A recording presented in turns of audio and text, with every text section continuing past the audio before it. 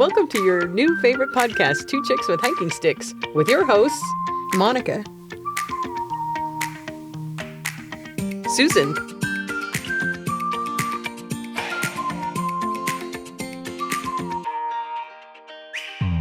Welcome to your new favorite podcast, Two Chicks with Hiking Sticks. That's us. I'm Susan. I'm Monica. And we're here today. So today I'm kind of excited about this show. Me too. Well, why are you excited? Well, why wouldn't I be excited? Well, I mean, I know why I'm excited. Well, but I know why I'm excited. So today we're going to talk about Padre Island National Seashore. The beach. Well, and I don't know. The beach. I just remember this more as a kid going down to Padre Island. Okay. I'm going to tell you right now. I'm going to tell you all right now. Oh, boy, here we go.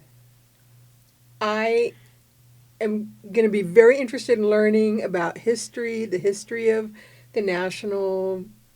Whatever. whatever. Site for the beach. But I am still salty about... Okay. What are you salty about? I'm salty because... To begin with, that was Malachite Beach. Okay, you Texas people that used to go to the coast before it was the National Seashore, you know what I'm talking about.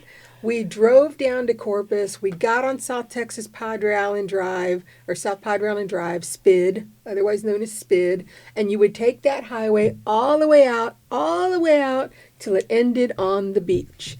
And then you had the option, without a four-wheel drive, to drive in that sand and get stuck if you wanted to. You had a truck or a Jeep. You could drive to Big Shell Beach. She sounds emotional. You could put up a tent wherever you wanted to without instructions and wake up in the middle of the water in the middle of the night because you know what you're doing. But you could do it all for free. Okay? Oh. Okay? It that's was when free. it was free. It was free. Okay? And then, so... my fault partly because I hadn't been there in years. And I'm like, one day I had a friend with me and we were like, let's go to Malachite. I haven't been to Malachite in ages. Drive down SPID, getting close to the beach, and there's a gate. What? And they're asking for money. Say it isn't so. It's true. They asked for money to get on Malachite Beach. And now it's not just Malachite Beach. Now it's the National Seashore. And so... I appreciate the fact that they're there to conserve, and, I understand all about conservation and preservation, and I'm all for it. However, I'm still salty that I got to pay to go in. She's a little emotional on that one there, Monica. Sorry, man. There's a lot of memories at the beach. Well, free memories. Free. So, question number one I have. Is it Malachite? I don't know. Do you know? would say it's Malachite. I don't know. It's named after the indigenous folks that were there, but I don't know which way to say it. I've always said Malachite. I've always said Malachite. Drop it in the comments. Isn't there a stone? Yes, but that's probably not relative to the indigenous folks. Don't cry. It's okay. Are you sure? It's only $25. I don't know how much it is. Whatever. I don't know. But, so yeah, if you guys out there in podcast world know how it should be said relative to the indigenous folks that lived on said beach. What do the locals call it? Yeah, what do the locals call it? So, yeah. Yeah. So, let's talk a little bit about, because the part that I was excited about is that I remember as a kid, we'd make nacho cheese and put it in your thermos. I was an adult when I did that.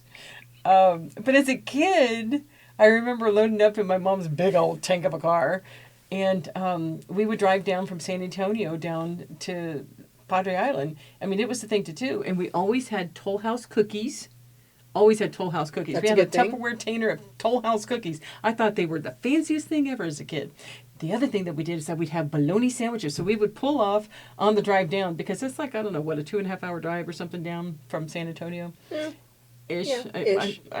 I think. Back before they changed the speed limit to the death limit, it was like 55, and it would take you like three and a half hours to get there. Now, 2 hours and you're done, man. But they would have picnic stops on the way. And so you could, not like rest areas like we have today, but we have picnic stops. And we would get out with our little whatever, you're older than me.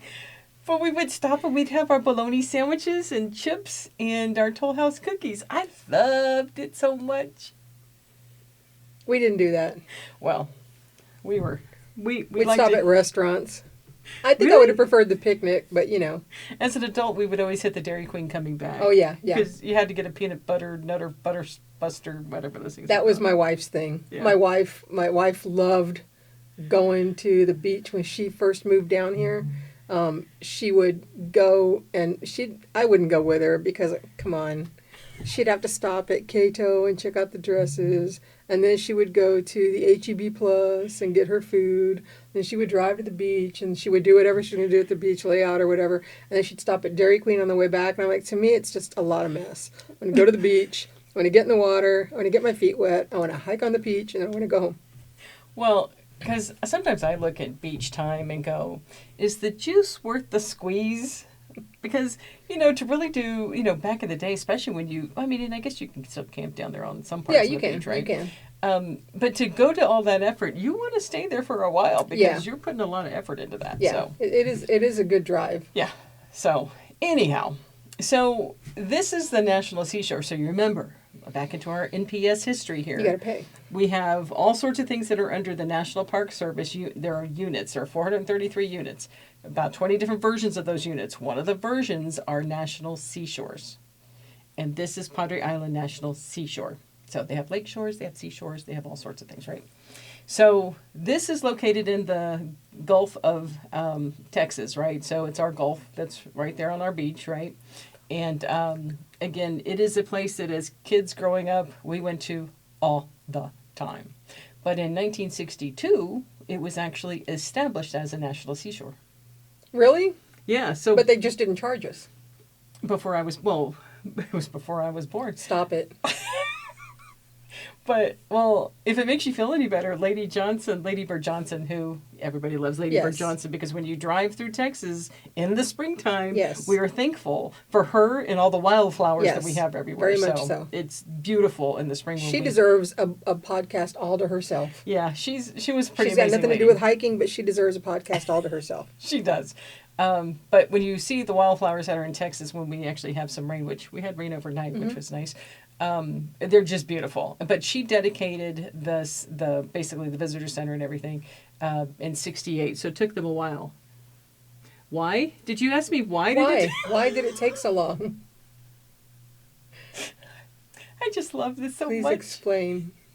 Well, it was like, so, sometimes do you ever say, hey, I'd really like to do X, and you have some big grand ideas about what X is going to be. Yes. And then reality hits and it's like, I can't get X. I have to get not even Y. I have to go down to Z. Yes. It's kind of like that. So if you look at the coastline of Texas, it's a pretty big coastline that goes to the Gulf. And the idea with the National Park Service and doing this as a national seashore is they really wanted to take up like a big chunk of land right there, this barrier island area, a good stretch of it. Right now it's like 60, 65 miles, I think is what they have. But they really wanted a whole lot more, but they couldn't get it. And why is that? People like their land. Yeah. I think you have to be a special kind of person to want to donate your land for public use. Yeah. And I get it. I mean, if you paid hard-earned money for something, letting go of it is probably very, very difficult. Yeah. I So think, respect to anybody that does donate. I know. I mean, huge props to people who donate their Yeah. land. And it was interesting because between 62 and essentially 68, they had these things called condemnation hearings because, everybody's coming in saying, okay, hey, we want to, this land now is going to be national seashore land, so we'll compensate you for what you own, we'll do that. And the problem is that a lot of people, particularly in South Texas at the time, were against making it a national seashore. They did not want that to happen. Because they didn't want to pay. Well, I think just in general, people didn't want a national seashore thinking that it was going to be, conserved, right? Preserved and not accessible. Oh, yes. Perhaps, yes. I'm just guessing That makes may sense. be why. Yeah. Because they see it as the government's coming in and it's going to be taken away.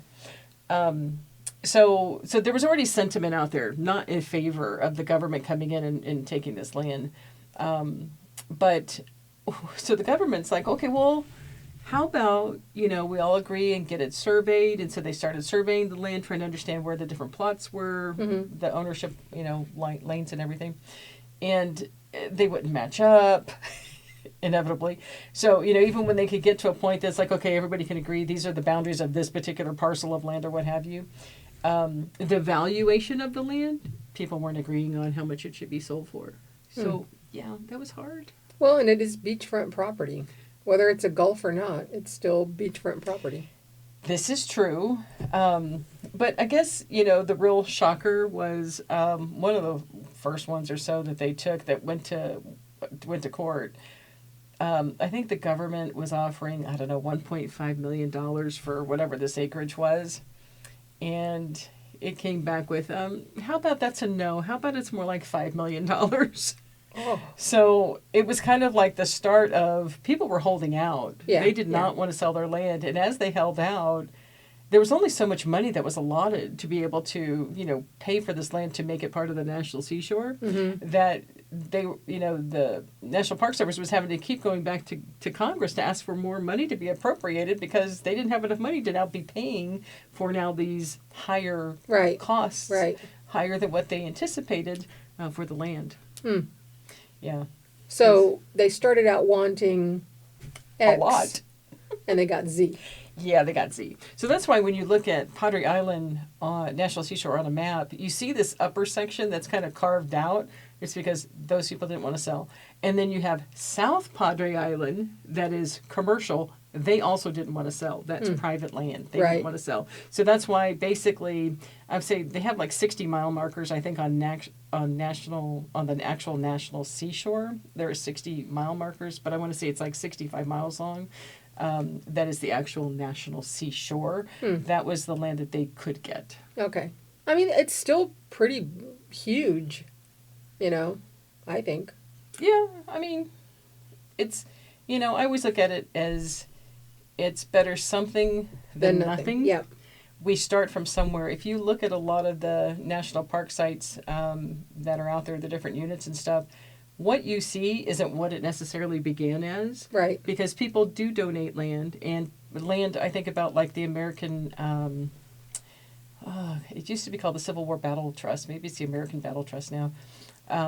They're always looking to see if land becomes available around where some of the battlefields are. And then they, because they are their own thing, they can buy up that land. And so, yeah, it's again, who makes it available? Can it be bought? Can it be added on? Right. Kind of cool. Yeah, kind of. So that's essentially what Padre Island National Seashore is. But you know what? It had a beginning. Did it? Tell me more. I'd love to. One of the interesting things was when I was reading about this, it's like there were 4 nations that owned the Padre Island, National Seashore area. And I'm like, oh, really? Okay, yeah. Spain, obviously, they came over. They owned it, right? Oh. So, yeah, right. They owned it. So it went from Spain to Mexico. Sure. To the Republic of Texas, because remember, Texas was its own republic before it became a state, and then the United States. Really? Yeah, so 4 nations owned that land, which is not dissimilar to, the state of Texas has 6 flags, right? So this just had 4 flags that were over it, I suppose, at the time. But the thing that bothered me about it is that they skip over the whole fact that we had a whole bunch of indigenous folks that lived there first. Oh, well, yeah. That made me mad. That doesn't surprise me at all. Well, I can't say that it surprises me either, but this is what we're here for. Yep. We're going to make sure that they are not forgotten. That's right. So while the first permanent settlement was established by the Spaniards, and it was by a priest named Padre Nicolas Bali, who was from Reynosa, Mexico, which is right south of the border here in Texas. Huh? Like Bali? I don't know. Bali? In the islands or Bali? I don't know. Are there islands? I don't know. I suck at geography just like I suck at history. And I'm not fancy enough to know. Okay. So anyhow, this Padre, Bali, he owned a lot of land. So unlike a lot of other Padres, he wasn't sworn to being, like He didn't give up his stuff. Yes, he did. He didn't give up anything. He didn't take that vow of, what do they call it, poverty? The vow Yeah, of poverty. exactly. He did not do that. So he owned a lot of land in South Texas and also there on Padre Island. And there was a lot of ranching that happened down there, which I find fascinating that there was ranching. I do too, because what? Well, okay, no. Okay, There's grassland. because if you pull in from Padre and you go like towards the outskirts of Corpus, I mean, there's like cotton and all kinds of other stuff being grown out there. So I suppose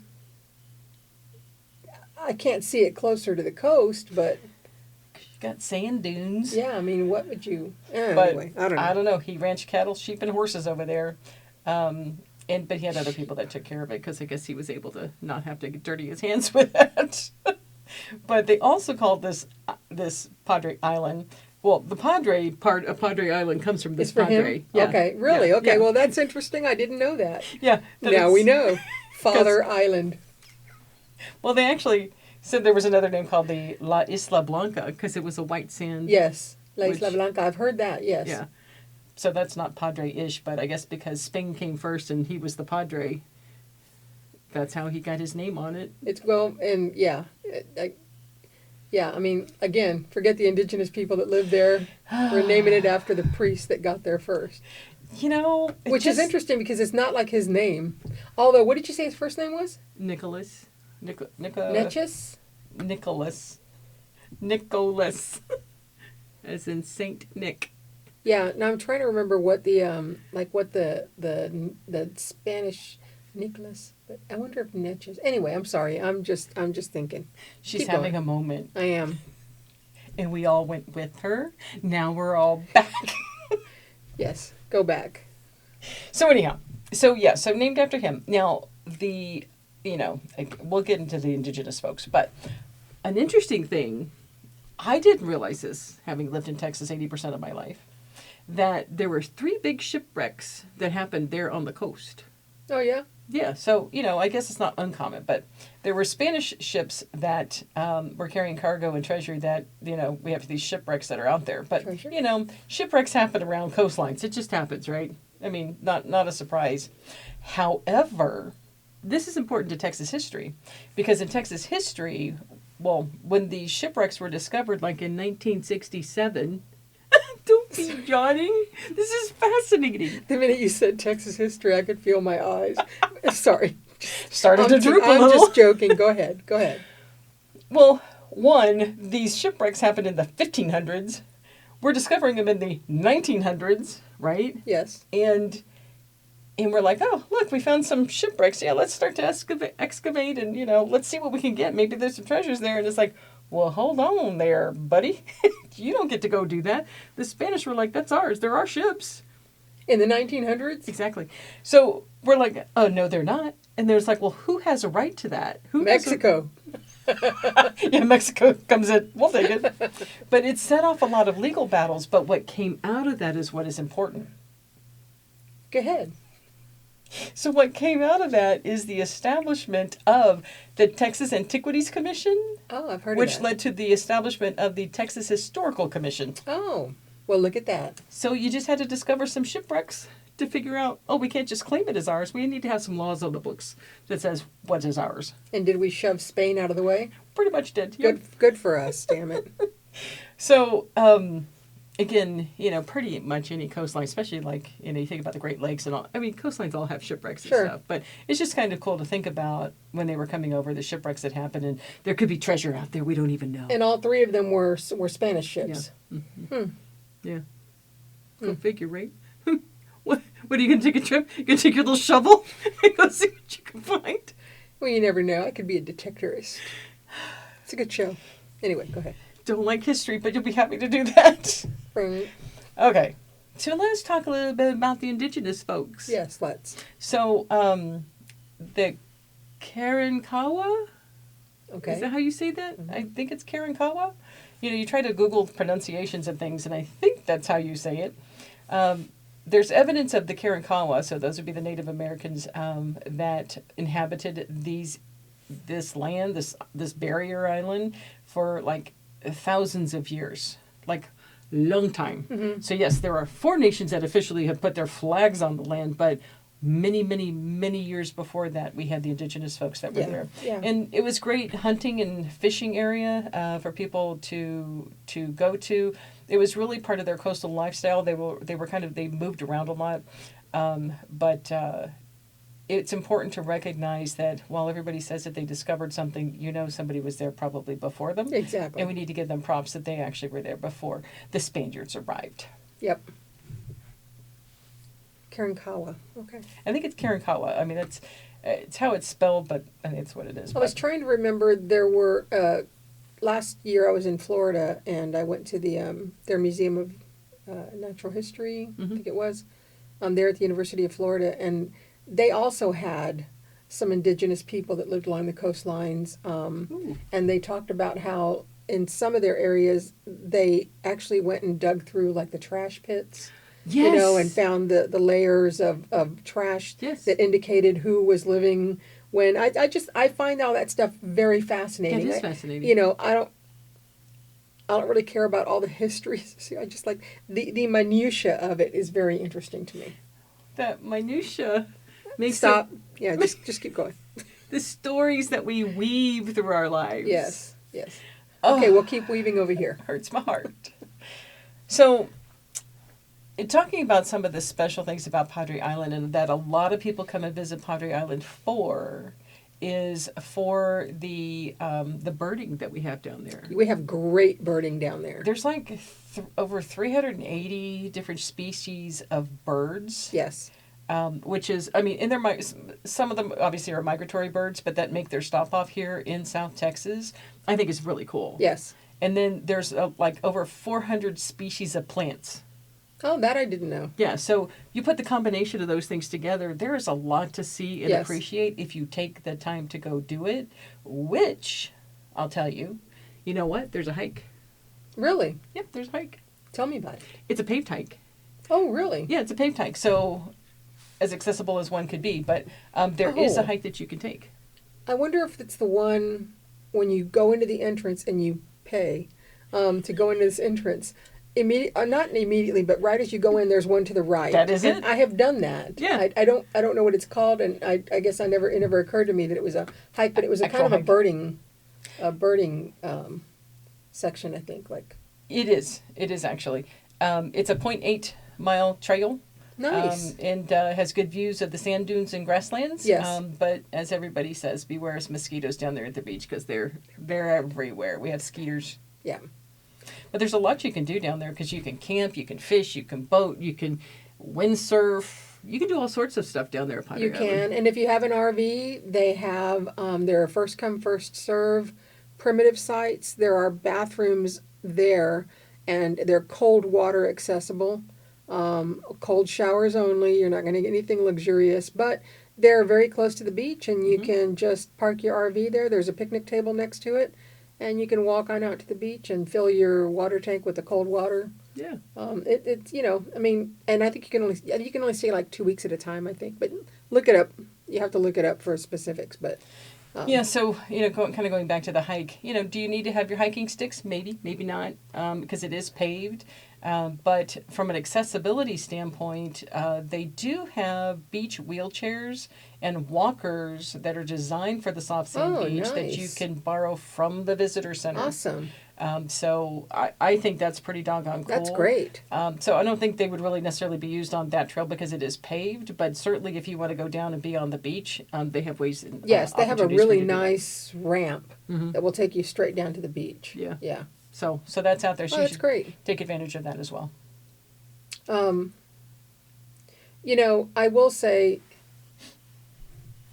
when it was free, I think you're scarred. They had the visitor center there, but there really wasn't a whole lot to it. I think it might have been like a general store kind of thing. Yeah. Especially people camp there too. Yeah. And there's cold water showers and places, changing rooms and stuff. But now I think if I remember correctly, isn't there like a little like a little presentation? Have you been there? You haven't been there recently. Not in the past few years. Okay. I think when you go into the visitor center, and you go by the store thing, there's like a whole little presentation about the whole area, which is nice. It is because one of the things that it's protecting the 60 miles of this wild coastline, and it is a narrow barrier island, but it is one of the last intact coastal prairie habitats in the United States. So Wow. I'm glad that we are protecting it. Yes. As Okay. Okay. Okay, I'm glad we're doing that. Okay. Yeah. Mm-hmm. But it's interesting that the visitation here has dropped recently. I mean, it has been continually dropping actually from 2016 to 2024. What used to be like 515,000, now it's dropped, a whole lot. So I don't know if that's just how they're counting it or something, but I don't know why people aren't going there, because one of the biggest things that they have down there are turtles and sea turtles. Yes. Yes. So if you ever go down there, you might sometimes see a yellow flag flying that has a turtle on it. And you're like, why is Texas flying a turtle flag? Right. Right. We wonder to ourselves, well, it's because it's nesting season. That's right. And Don't mess with the sea turtles. Don't mess with the sea turtles. That's right. And particularly the Kemp's Ridley sea turtle, which is generally the ones that are nesting, because they were on the brink of extinction. I think they were extinction. What? They were on the brink of extinction. They were going to go away. So they went, they've been as high as about 40,000 in the 1940s, and then it fell dramatically to about 300 females in the mid-1980s. So the government in 78 got involved and joined other conservation groups and efforts that were going on to hit a peak of about 20,000. So they were to bring back at least half of it. Yeah. But the problem is that it's dropping again. And they're not exactly sure why. Oh. Now, the one thing that they do talk about is that if you ever do drive on the beach, you want to be really careful. It's hard to see the turtles. Don't run over the turtles. Be very aware, and this is why they fly the flags. Well, and not only that, you'll see some guys or men and women in their like a four-wheeler, sort of like golf. What do they call them? Golf cart? Yeah, golf carts, and they usually have like turtle watch on the back, and they will drive up and down the beach looking for them and alert for where that is, and sometimes they'll even rope it off. Yeah. The area, so just always something to keep an eye out for sure. Yeah, and one thing I learned about and studying the sea turtles, because there's like 5 different species of sea turtles that are down there, but the Kemp's Ridley sea turtle is one of the predominant ones that we're really trying to protect because they were on the verge of extinction. Is I forgot where I was going with that. Where was I going with that? Well, I sure as heck don't know. Sea turtles extinct. A term I learned that you're now going to learn.